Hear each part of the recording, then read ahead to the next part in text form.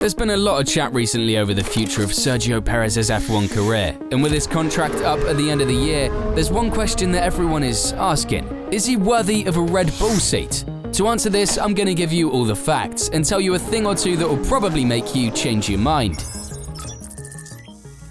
Now, quick parenthesis, there are obviously plenty of world-class drivers ready to take his place. Carlos Sainz, Fernando Alonso, Mahavir Raghunathan, but Red Bull will need to be very careful with who they choose if they decide to let Checo go.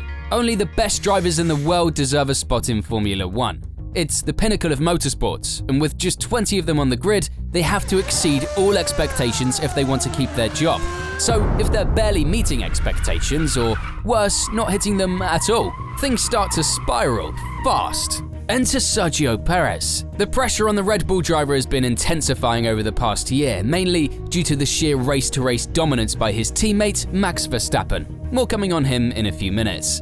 In F1, they say you're only as good as your last race, and even though Perez was stronger than usual in Japan, he started last year well too, and we all know how that ended. It got to the point where people wanted him dropped from the team, and that wasn't just outsiders looking in. No, it included people inside Red Bull too. And even now, after a few solid results so far this year, his seat still isn't safe.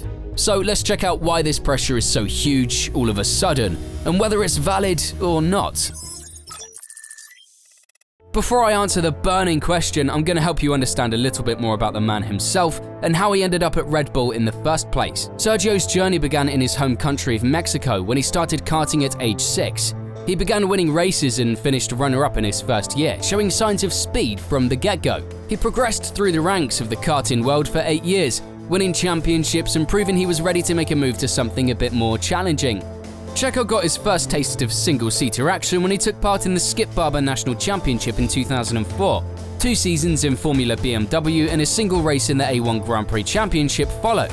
P.S. If any billionaires are listening, please bring back the A1 Grand Prix. He gained more and more experience, but to be honest, he didn't exactly set the grid alight with his results in either category. Maybe the signs were there all along. Joking aside, he made the jump to Formula 3 machinery in 2007 and started seeing some decent success. He won the Junior British F3 Championship in his first year and finished 4th in the overall standings in 2008. But still, it was enough to convince his sponsors to cough up again and bag him a seat in the Asian GP2 series for the 08-09 season. And just like that, after only 5 seasons of open-wheel competition, he found himself just 1 step away from Formula 1. Not bad at all. After winning 2 of the 11 races, he jumped to the main GP2 series in 2009, but only managed to rank 12th. He tried his hand at the Asia series again for 2 races, before re-entering the main GP2 title in 2010. He finished 2nd overall, winning 5 races in the process, right behind the one and only, the GOAT, Mr. Pastor Maldonado. Yes, the Pastor Maldonado beat Pérez to the GP2 championship. But after a lot of continent crossing and, realistically, performances weren't screaming I deserve an F1 seat, 2010 served up a bit of a surprise. I say this because 2010 saw Pérez land, you guessed it, an F1 seat. You might be wondering, how, if his results didn't look like he was the next Senna? And it's a fair question. The truth is that his 5 GP2 wins in 2010 did enough to convince Sauber's team manager that he was the right guy for the job. He believed in Checo's speed, ability and approach, and selected him to drive alongside Kamui Kobayashi as a full-time F1 driver for them in 2011. Formula 1 is the dream of every young racing driver, and now this dream is about to come true for me, said Pérez, after signing to become the first Mexican driver in F1 in exactly 30 years.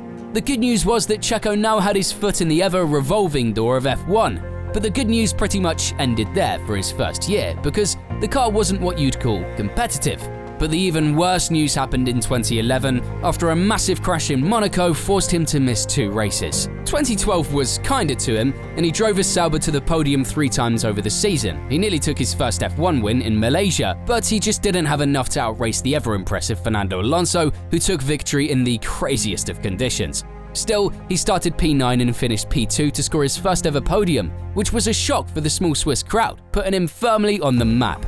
It was all starting to look up for Pérez, but what happened next turned the tables yet again. Usually when a team like McLaren comes calling, you pick up the phone, bend over and let them do whatever they want to make sure you're hired. And that's what happened in 2013 for Perez, except it didn't go exactly as planned. See, when Hamilton left McLaren for Mercedes, McLaren signed Perez based on his Sauber performances. He would have been hoping for Marlboro McLaren, but instead got a miserable McLaren and found himself in a team at the lowest point in their long F1 history. It turned out to be their first season without a podium since 1980, and even though the MP428 was hopeless, Perez got the sack after just one scrappy season. I mean, he was probably happy to get away from that car anyway. Checo then got picked up by Force India in 2014 and made his way back to the podium by race 3 in Bahrain. He didn't see it again for the rest of the year and ended up with 10th in the standings, one place better than he managed with McLaren. Another 2 relatively uneventful seasons followed, finishing 9th in 2015 with 1 podium and 7th in 2016 with 2 podiums and plenty of strong finishes and scoring points in every single race for the second half of the season. It was trending the right way, and just as people were starting to think he could be due for a better seat, 2017, just like the drama at Red Bull these days, got spicy. Perez drove the Pink Panther in 2017 and 2018, finishing 7th and 8th in the standings. And while on paper his strong results were similar to what came in previous years, these 2 seasons are best remembered for his intense battles with new teammate Esteban Ocon. The two were making contact on track during what seemed like every single weekend, with both drivers showing that they weren't ones to give up positions easily. Checo was also credited with saving the team from going under when they famously ran out of cash. In a nutshell, Perez made a claim against the team saying they owed him around €4 million. But it wasn't for personal gain, because it actually saved the team from the immediate threat of closure that they were facing. All sorts of complicated legal stuff was involved, but Checo said it was a tough decision that affected his mental health and his performance. In the end, it opened the door for Lawrence Stroll to cough up and buy the team. Perez was given a big pat on the back for helping to save 400 jobs, but he still wasn't where he wanted to be in F1, on top. 2019 was a year of recovery for the team, who rebranded to Racing Point, and the only real highlight for Checo was easily beating his new teammate, Lance Strolovich, over the season. But 2020 was about to produce something new. With the controversial but rapid pink Mercedes, Checo was able to put in a magnificent performance and fight against the odds to take his first ever victory at the 2020 Bahrain Grand Prix. It was an example of his remarkable racecraft and determination, convincing Red Bull that he was the man to replace the underperforming and outgoing Alexander Albon for 2021. And while it was the opportunity he had been waiting for since entering F1, it wasn't all easy sailing. By now, Perez had done enough to convince Horner and co at Red Bull that he had what it took to pilot a championship contending car, and they signed him to partner Verstappen for the 2021 season. And he didn't have to wait another 10 years or even 10 races to win his second F1 race, because he won the 2021 Azerbaijan Grand Prix on just his 6th Red Bull start. But the next time Perez shone that year was in the final round in Abu Dhabi, putting on a defensive masterclass against Hamilton and helping Max get back into the race and championship contention at that moment. Oh, Checo is a legend. Absolute animal. It won Red Bull's praise, but it was obvious that Max was the faster driver throughout the year.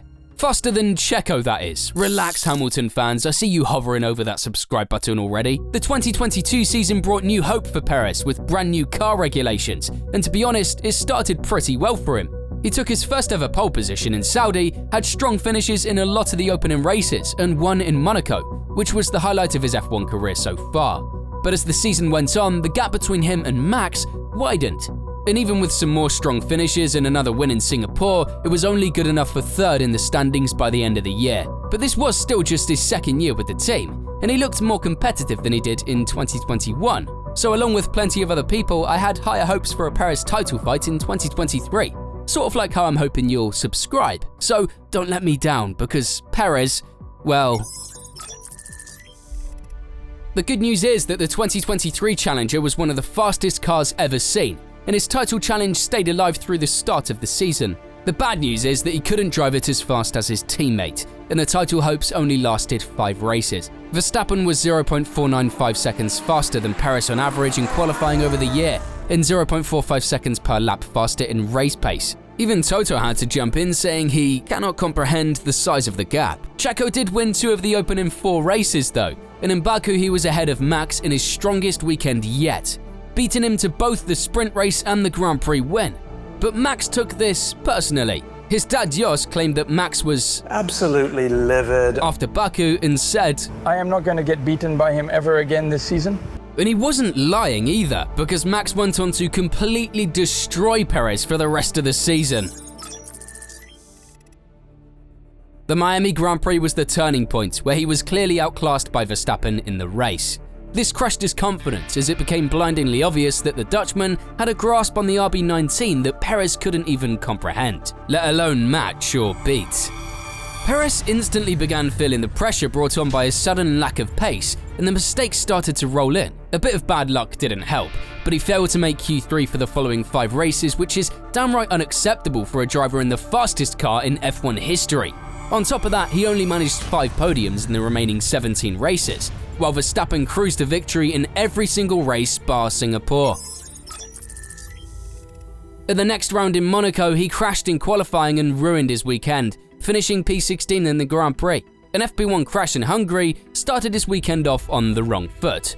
Contact with Hamilton in the sprint race in Spa led to a DNF. A dismal weekend in Japan saw 2 bouts of contact, firstly with Hamilton and secondly with Magnussen, with the latter being a shockingly late overtake attempt that Perez had to take full blame for. And the worst moment of all came in his home race in Mexico City, where he managed to DNF before he even made it through the first corner.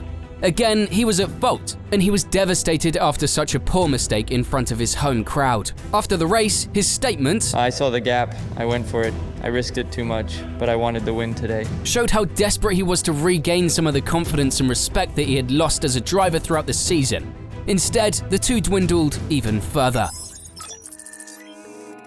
The 4 races of 2024 have been okay for Checo, but haven't done much to convince anyone that he'll be a title contender come the end or even the middle of the season. The conversation about who will be in the second Red Bull seat in 2025 certainly hasn't died down either. And with Perez's contract up at the end of the season, it's a valid question. So, has Perez done enough to earn a second Red Bull extension? Well, let's look at the team for a second. They already have Max, so they don't really need another driver on his level. Not that there are many available anyway, and they certainly don't want anyone who's going to challenge him too much, as that only creates unnecessary trouble that can spiral out of control. Ask 2016 Mercedes, or worse again, 2007 McLaren. So, maybe, just maybe, they'll be happy to keep Perez. He's been a brilliant teammate to Max, allowing him to shine and break record after record. This has made it a lot easier for them to win the Drivers' Championship, as tight battles between drivers like Senna and Prost, Hamilton and Rosberg, and even Leclerc and Sainz make it far harder, even if I definitely prefer it. But what they do want is someone who will finish every race in second, just behind Max, or pick up any victories that happen to slip out of Max's reach. And I think that if Red Bull's car is outstanding, Perez has a better chance of doing this. For example, he finished second in 3 of the first 4 races this year, but when the car isn't perfect, he struggles a lot, and this is where the problem arises. With other teams like Ferrari and McLaren showing very promising signs already this year and proving that Red Bull might not be as invincible as they seemed throughout 2023, they really need a second driver who can secure consistent podiums, the Constructors' title, and ideally that competition-crushing 1-2 in the Drivers' Championship.